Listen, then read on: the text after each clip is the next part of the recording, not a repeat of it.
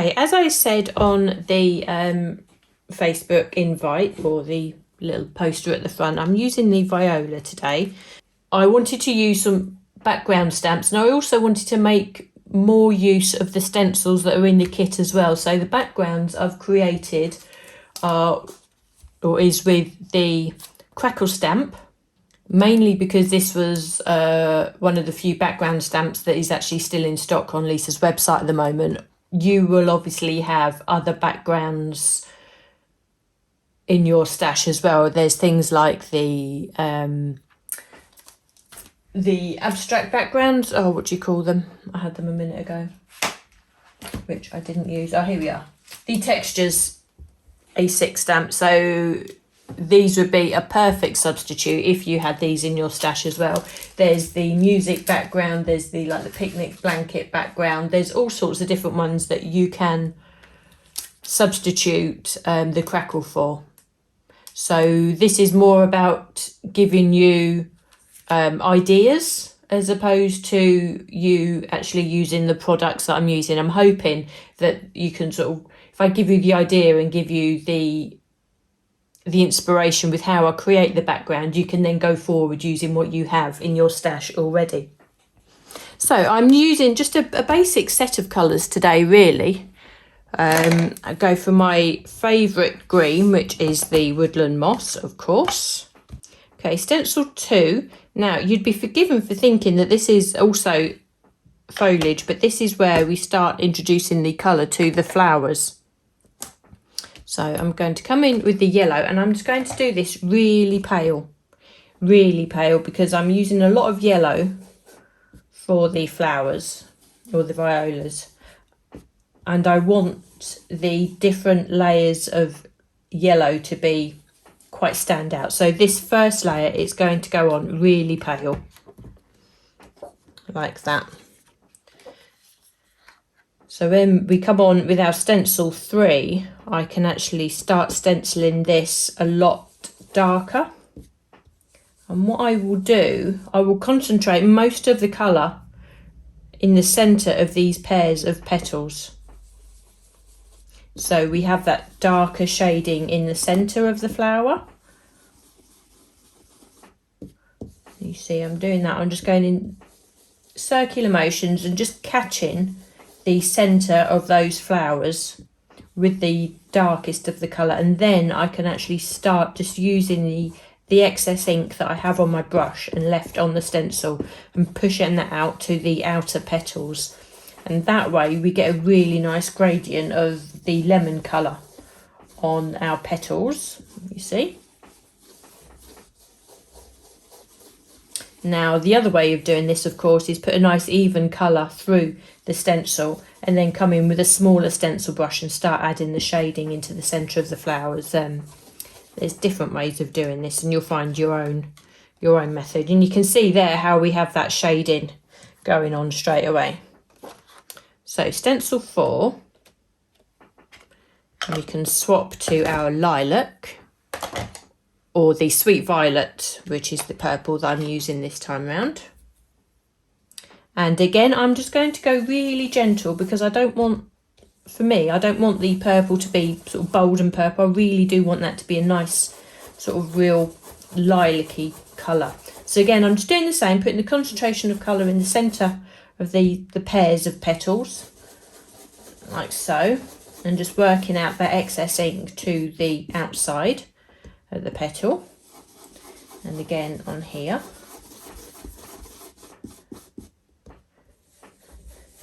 And we make sure that we put the lilac on there. You can see that's coming together really nice. I'm just going to come back briefly with the stencil beforehand, because I did forget my little yellow area there on the bud. So I'll just come in quickly with the stencil brush just to put that in there. Okay. So stencil number 5, and this is the middle of the flowers. So I shall come in just a little bit darker with the lilac and run that lilac also onto the lemon part of the flower there as well, so that will give us a completely different shade, but it will still be nice and gentle. Now these areas here are slightly darker because this is where the petals have folded over, so just for that element of shading, you know, and it gives us the depth as well. It gives us some dimension to the flowers. So we'll do that quickly. Now this is stencil number 6, and we can come into the centre of the flowers with a really strong yellow. As simple as that. And we also add the detailing to the leaves as well, like so.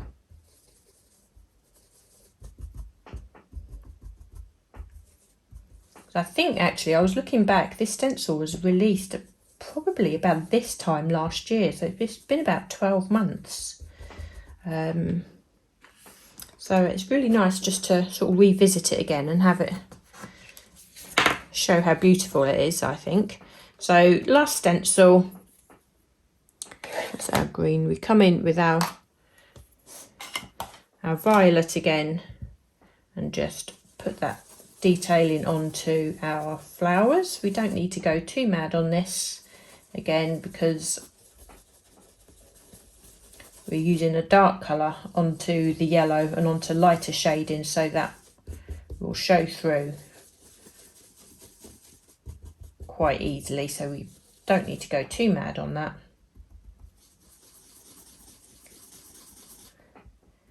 But it adds that characteristic of the violas, doesn't it, or the pansy type flower. So we add the detailing on there. So that's a really pretty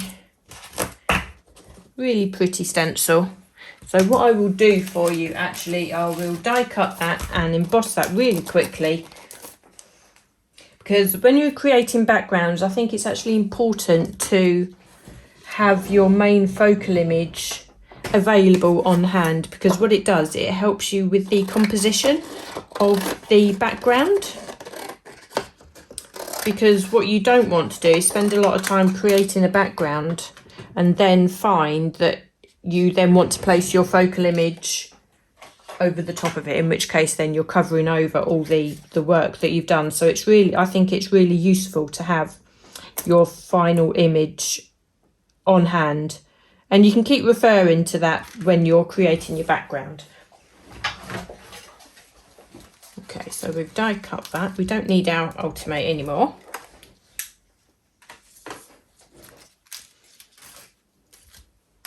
And I will emboss this because it really does bring this to life.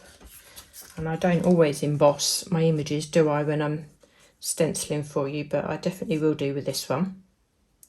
So we'll line that up. Make sure the bud's lined up. Bear with me. Okay. So now we have that gorgeous image. And you can see now how this little bit here with the petals folding over, just that attention to detail has really brought that to life. Okay, so we can leave that sitting there now. Now I've cut myself a rectangle using one of the nested sets. It's the nested scalloped, stitched and scalloped rectangle. So it's just the largest of these straight-sided dies. And what you need to do, if you can see here, we've got a central panel coming down the middle, and it's on that I've used the crackle stamp. So there's different ways. You can do this pattern all over, or you can create a section, and to create a section there's ways of masking this off. You'll have your favourite ways of doing this. I like to use just two pieces of a piece of copy paper which I've just torn down the middle, so it doesn't necessarily have to be a straight line. If I wanted a straight line, obviously I could turn that over and I have that straight panel, but I think sometimes it's quite nice just to use the torn edge, so you get a slight decal to the design, and it's just masking off so I get a nice clean edges. I'm not going to tape that down because I really don't need to do that at this stage.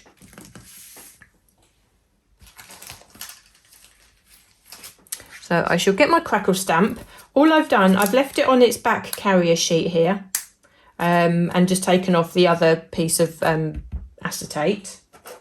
And I'm going to stamp this up with just two colours. You really only need to do the central panel, although it does depend on the width that you're stamping here.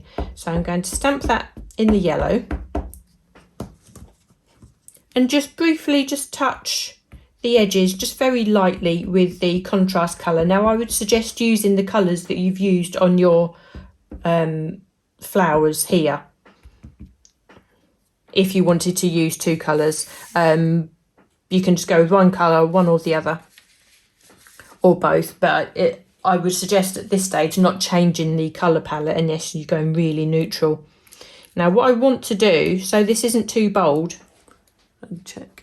I just want to take myself a spare piece of copy paper, and you can see I've already used this one, and just place that on. Now I'm not stamping, but what I am doing, just really lightly, fingertips, I'm just taking off the excess ink. So when I come to stamp this, I can just pop this straight down. You don't need a stamping platform or anything at this stage because it's such a sturdy stamp with the size of it. And just press that down. You don't need to press down too hard. And if the stamping isn't perfect at this stage, it really doesn't matter. That's not the look that you're going for. We can take that away, and you can see that we already have that background there. I just need to add a little bit down here. So I'm going to re-ink with a piece of the yellow. Now, so that the intensity of the ink doesn't sort of scream at you, again, I'm just going to blot that off just really gently and just stamp on that piece of cardstock that was missed before. So that's a really subtle background. Hopefully that you can see that. But because we want to stencil over the top of it, you really don't want that to be too bold. So we can move away our mask, and you can see that we have a really nice panel, which again is a fabulous backdrop to anything. If that's all you wanted to do, just put a couple of Lisa's little, I know what they call, like tatty flowers, tatty stems just on there with a little sentiment. That in itself is just a really lovely, simple, clean, simple background.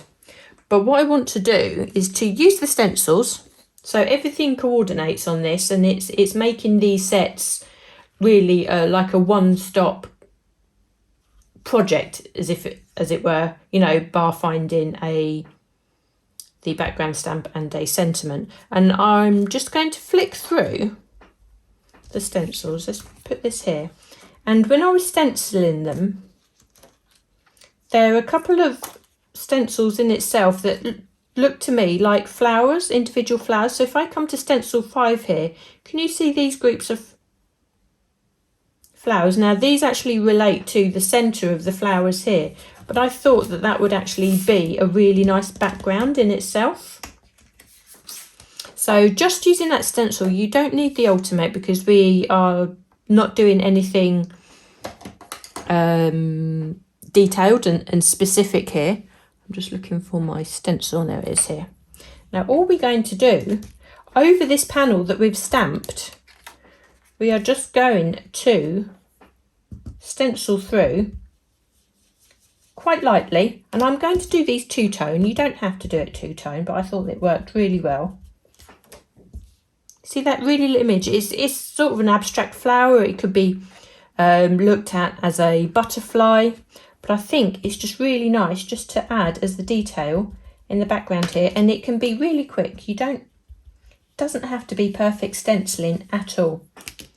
And you can just use this just to go down. Use your stencil brushes, or if you're just doing one colour, you can use your larger wonder brushes for this.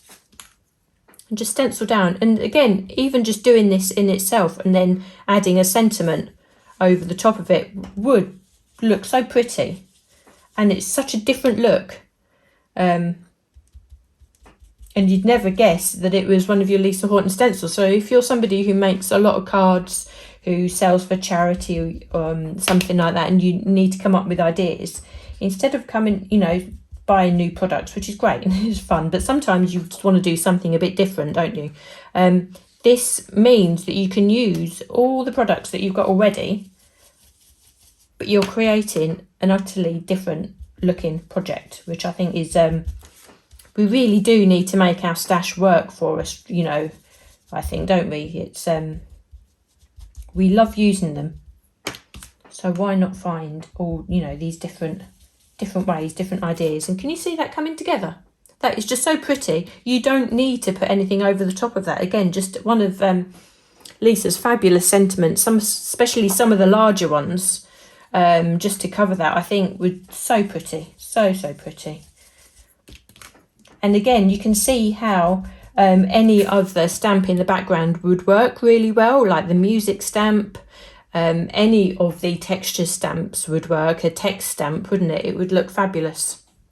And that's just using one stencil. Now, I will say, once you finish doing this, make sure you put your stencil back in order with the right set, because you certainly don't want them to be laying out anywhere and getting lost. Now, what I will do, I'm just going to flick back to stencil number 4 and look at the designs on here. You could also use this. To me, that looks like a butterfly. So I think I've just left a little gap up here, and I think I'll just put that on there just to show you. And it's really looking at these shapes more than how they work within the image that Lisa's designed them for. How am I going to do this? I'll do this in yellow, I think.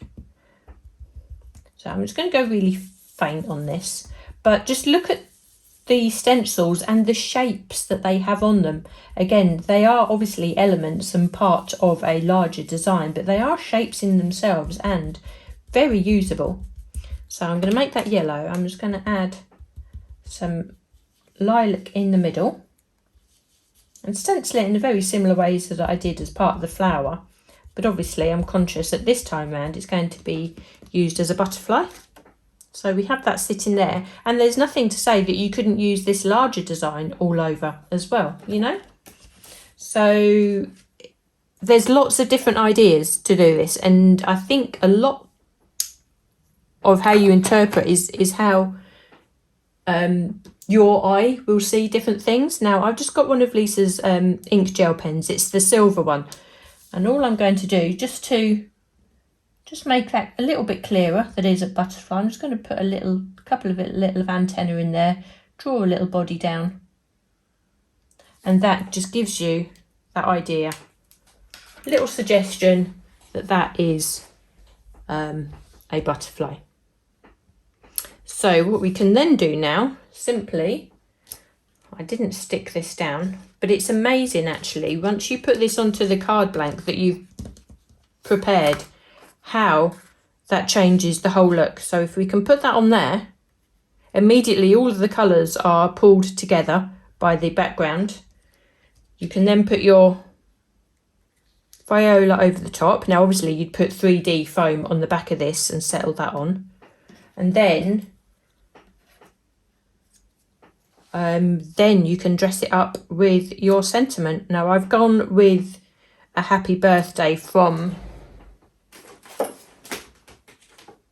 one of the newest sets, which is this one here, the shadowed words, the stamps and the dies. I think it's really lovely, happy, playful font, and I think that looks really nice on there, just stamped in black onto coloured cardstock.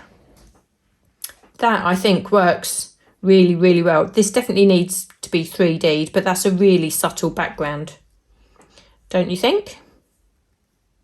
Again, I think that would work really well for lots of the different dies that and stencil sets that Lisa has. So how are we doing?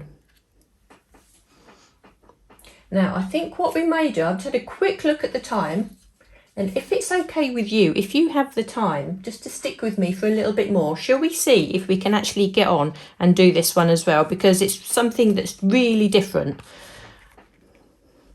But it will be nice perhaps just to show you how this one came about as well. I shall leave the die there because we will need this. Now this one works on a square card. So the 6x6 square card, which again is my favourite. I've cut myself my layer, which is 5.5 inches square, to go on there. I did use one additional stamp for this card. I don't know if you can spot it. I've actually added the fence detail from this set. It's a stamp set which comes with the cut-in dies as well. So it's the Gnomes, it's the Friends and Family set, and it was this little fence that I wanted to actually make the most of. Now I'm going to stamp this straight onto the card, but it would also work if you stamped, coloured and die cut this fence separately and stuck it on as a separate entity. I like to sort of stamp and layer different things, so that's how I'm going to go on and do that. To start with, I'm going to not split the card, but I'm going to create the zones on my card with some shading. So I got myself my large brush, and I'm going to shade with the Woodland Moss to start with. So this is the bottom part of the card, like so.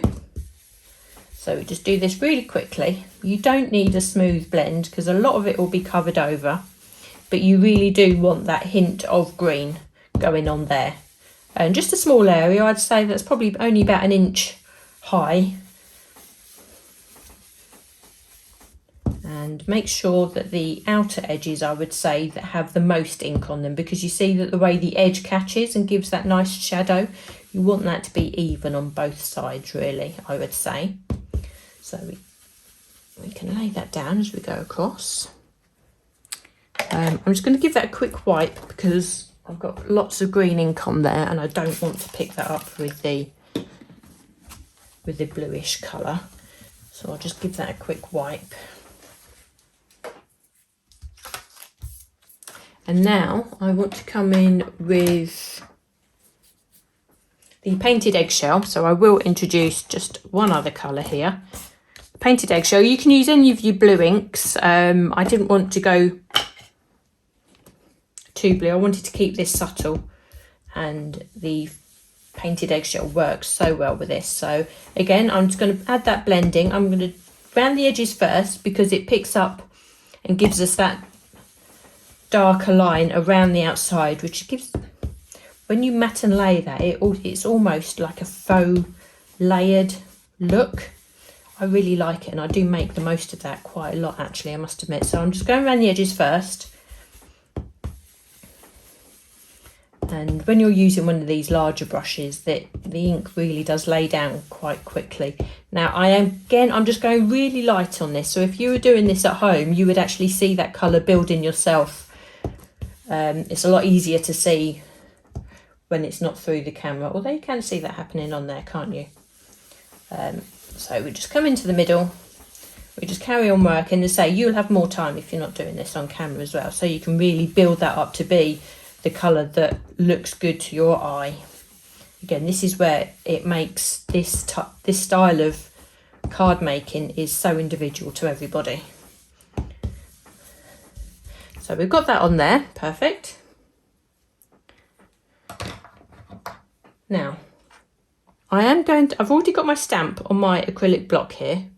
I find it easier to stamp this way around, and I'm going to use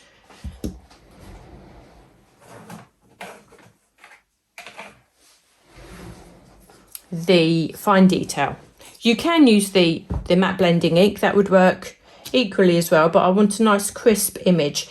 I've stamped this a couple of times actually today, and I think the best way to do this is with the Woodland moss, because it really does sort of fade into the background, and you'll see why in a minute, why that's a good thing. So I really want to stamp this sort of low down, which is basically on the transition between the two colours, the green and the blue. So I can stamp this 3 times actually.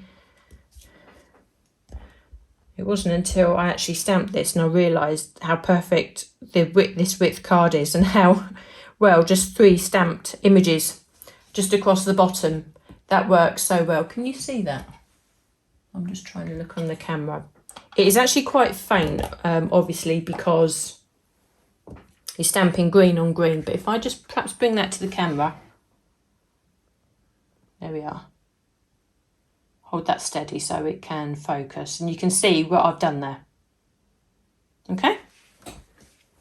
Now there are different ways of colouring this. You'll have your preference. There are alcohol inks. You can, if you're using a watercolour card, you can watercolour it with some of the ink from your pad. I've just done this really quickly with coloured pencils. And obviously it's something you can spend a lot more time on when you have the times, but I just go in with coloured pencils. So I want to see that they're there, but I really don't, it's not the main focal image. I think it just adds a nice detail to the finished piece. Now, what I will do, and this is the advantage of having your focal piece available to just help with the composition. You can see there, this is where I want the flowers to sit. That you can see straight away that I didn't necessarily need to stamp all the way across the card. But now when it comes to colouring, it also shows that I don't need to colour every fence post that is there either. So because you're covering it over, in my mind, there's not much point putting the detail in, really, is there? So you just put in the detail for the areas that you're going to see. But you may decide that you want your flowers to sit higher, in which case there are elements of that fence that you will see and you can colour in. So that's where it's important to have this, just to see where you're going with your design. So I'll just do that really quickly so we have that detail in there. This is very rough colouring, but it just gives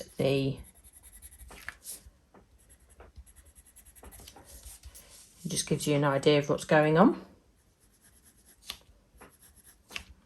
Bit of shade in there, make sure I do the top of the fence posts. Okay. So we have that there. I mean, that in itself looks nice. I mean, you could just add a sentiment on there and away you go again, really, couldn't you? I think it looks really good. And who would have thought this came from like a real cartoony drawn set, but now it's taken on a completely different feel when you're using it in this way. So the next thing I want to do is how we actually created these. And if you look onto the first stencil here, again, I'm looking at this stencil not as part of the image that Lisa's designed. I'm just looking at it as a shape, and I'm thinking this here would be an ideal piece of foliage that can sit in the background. Okay, so that is what I used to create this foreground imaging. Now you can have a play with this. I laid the two like this. So I sat, how did I do it? I actually used the reverse on this one. Let me clean that stamp a little bit. And when, oh, excuse me. Right, when you're using these stencils in this way as an abstract, you know, away from the image that they're designed for, then obviously you can use the reverse as well. So you've got so much flexibility with the images that we've got here. So it's basically this little area here, but it's going to look completely different to the context that it's used in the main image, isn't it? So I'm going to turn it around first, and I'm going to sit this image on top of the fence initially. Let me get my stencil brush, and I'm going to stencil with my stencil brush the green, and it's going to sit on top. And this is why I used the green to stamp the fence. Now I'm just thinking about it, actually I shouldn't have coloured that straight away, because you can colour around it afterwards, but we can make that work, that's fine. Okay, so we stencil that into there. Not particularly dark, this one. I think that just as it is, that looks fine. Now that may look a bit odd sitting on top of the fence there, but again, this is your composure actually. This is how you are creating your own thing. So whatever happens from now on in, if it looks good to your eye, then go with it. There'll be loads of different ways of creating this. Now what I've done now, I've stenciled it that way. I've flipped the stencil over, and I'm just going to layer that over the top. Now we have this image here, which sort of looks a little bit out on a limb. So I'm going to take the main stem of this image now, and I'm just going to layer this extra little bit within there so I can disguise that. And I'm just going to pull that down so it's sitting in front of the fence. So I've disguised that in there. So now when I stencil this image, it's going to be in the foreground. I'm going to stencil it a lot darker than I did before.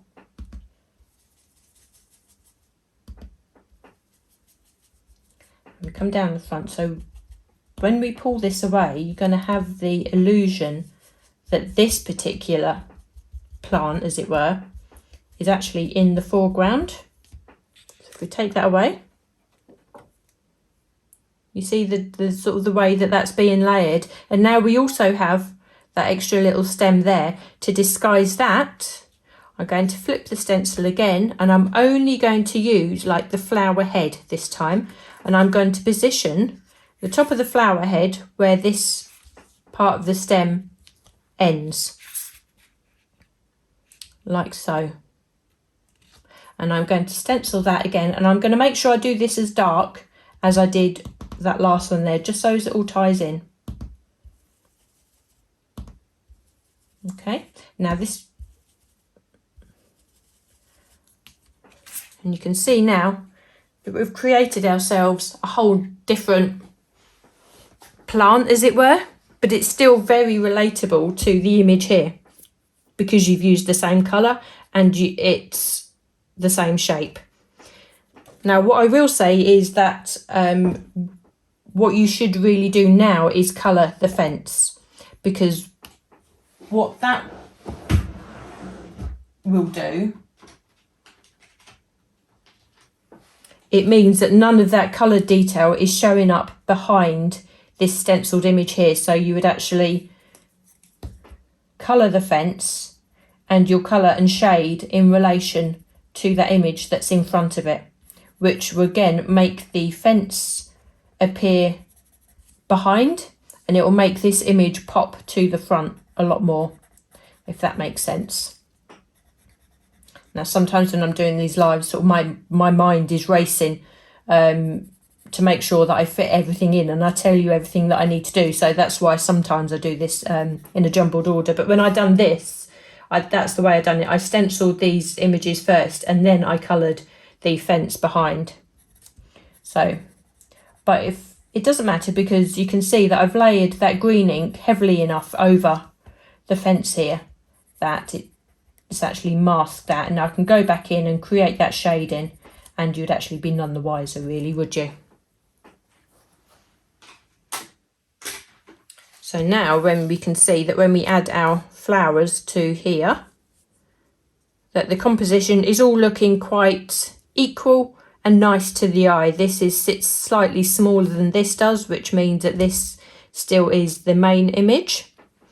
Now just to finish it off, you'll probably notice in the background that I have used a bit of the crackle here So I will do that because that will just finish that off nicely. I should bring my copy paper back in again, and actually I'll just make sure that I clean my stamp actually, because I don't want any yellow sitting on there that I've used from before. How are we doing for time? Are we all...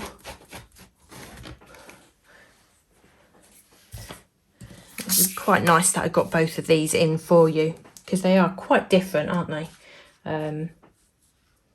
Not hard to do at all, but sometimes you just sort of need to see the logic of how to start something like this, don't you? So I'm just going to ink this up, the stamp up with the green. Again, I'm just going to blot that off because I don't want the boldness of that crackle to really take over. So I'm going to stamp that on the bottom, just where the green is, the green ink, and pull that away. And that is really subtle on there. I'm just going to do that again because I've probably blotted it off just a little bit too much, but that doesn't matter.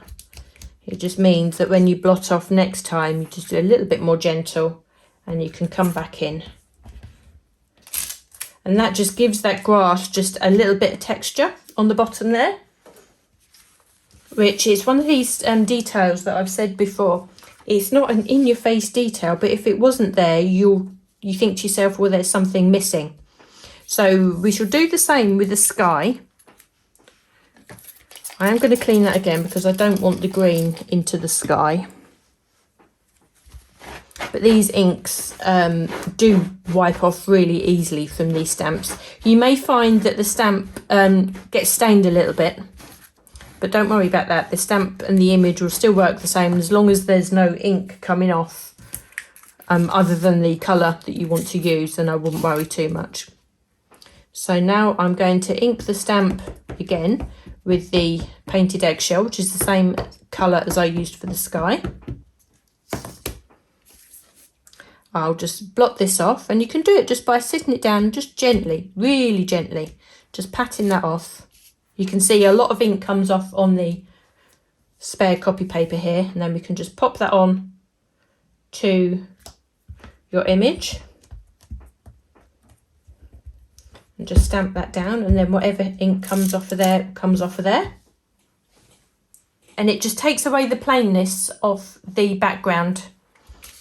And you know what, I think you'll look at a crackle stamp and you wouldn't immediately think sky, but don't think of it as crackle, just think of it as texture. And that's all you're doing. You're just adding texture to the background. You're taking off the plainness, which gives the impression that you've actually created something. So although the sky doesn't have crackles in it, does it? But it does have texture, and this is just a way of adding that extra texture, which I think works. Once you've put all the whole composition together, you stop looking at that as a crackle stamp.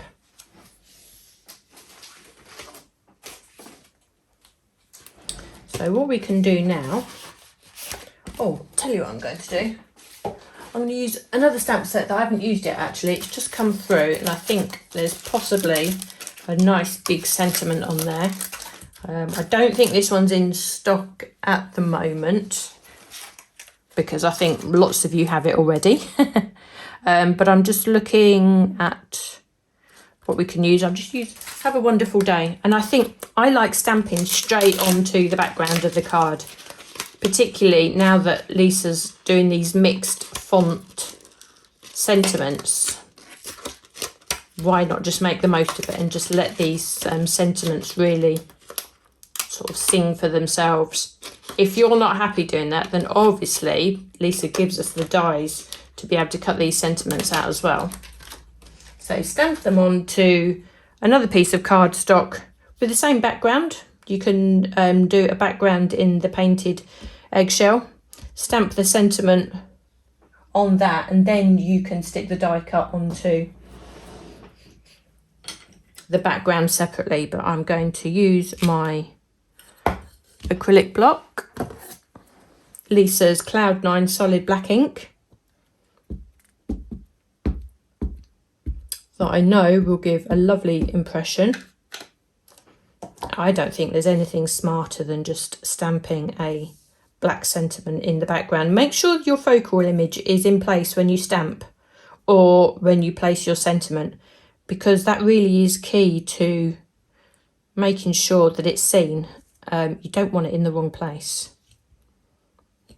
So we have that there. Now I haven't stuck this one down. What you would do,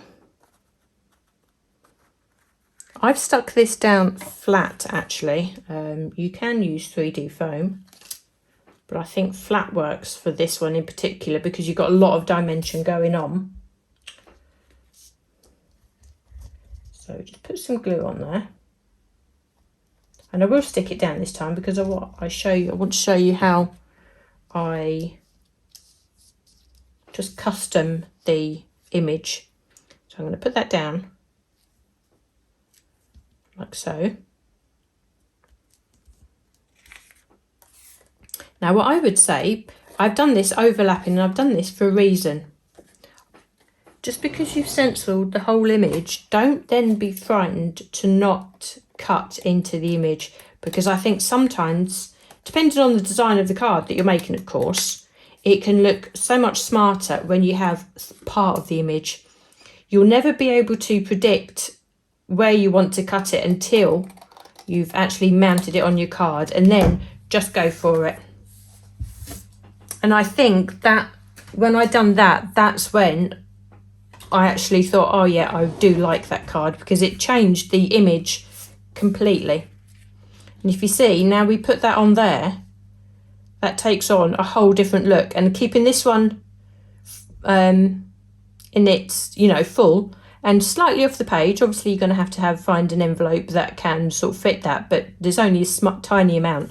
But I think that just gives a really smart look, a really designed look, as if that's what you were meant to do. So hopefully you can see these look a lot more doable for you now. Sometimes you can look at these things and you wonder even where to start. So hopefully I've broken that down enough for you to actually have the confidence and give it a go.